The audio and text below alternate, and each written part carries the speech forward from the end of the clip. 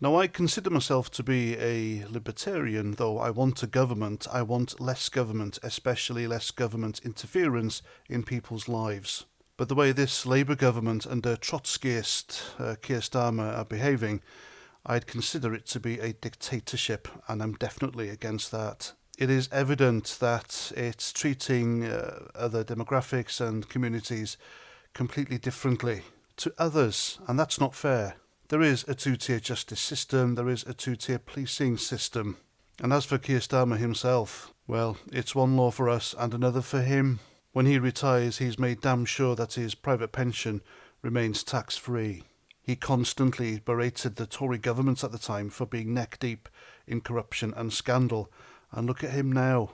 He advocated for stricter lockdown conditions. Meanwhile, he met people for beer and pizza and met up with a voice coach on Christmas Eve while other people had to stay at home and leave their families to rot and die in hospitals.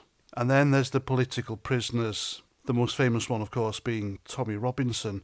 Now, people are starting to get concerned about Tommy Robinson's welfare. And before I carry on, regardless of how you think about the fella, surely he doesn't deserve to be treated like this, does he? I mean, what does the guy do when he's out of prison? He speaks out about stuff which the woke left establishment frown upon, and he organises peaceful demonstrations and rallies in London, and that's it. But he's in prison, he's in Woodhill in Milton Keynes, he's in solitary confinement, and now he's not allowed contact with the outside world. Why? Why is this guy such a threat that the state under Keir Starmer have ordered him to be treated in this manner? I think it's disgraceful.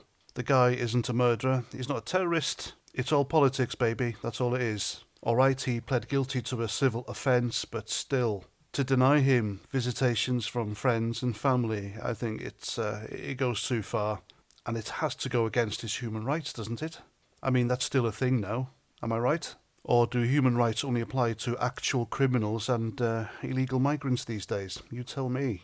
Now, the reason why the governor of HMP Woodhill, which holds Tommy Robinson, has stopped any visits is because people are talking about it on social media, but they're not. Nobody has said a word about their conversation with Tommy Robinson other than saying that he's keeping all right, he's bored, it's starting to affect his mental health, etc., all that stuff.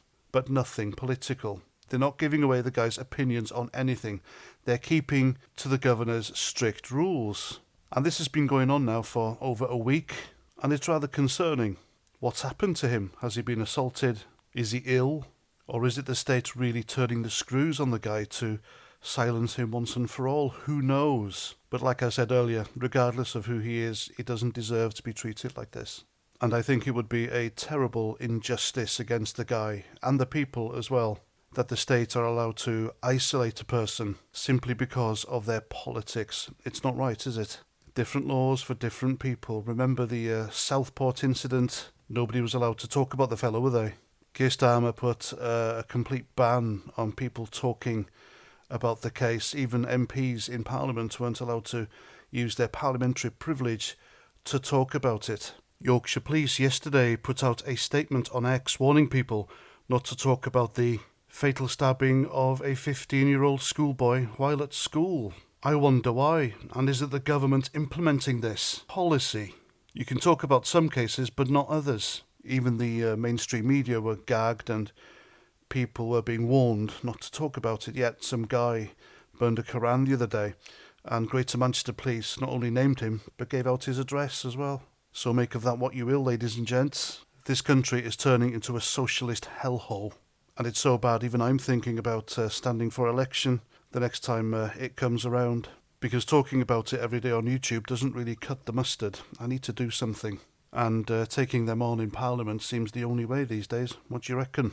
That's a thought, isn't it? Anyway, there we go. I'm Paz49. Thanks for watching. Remember to hit the subscribe button if you haven't yet. And I'll see you at the next video. Roger Trout.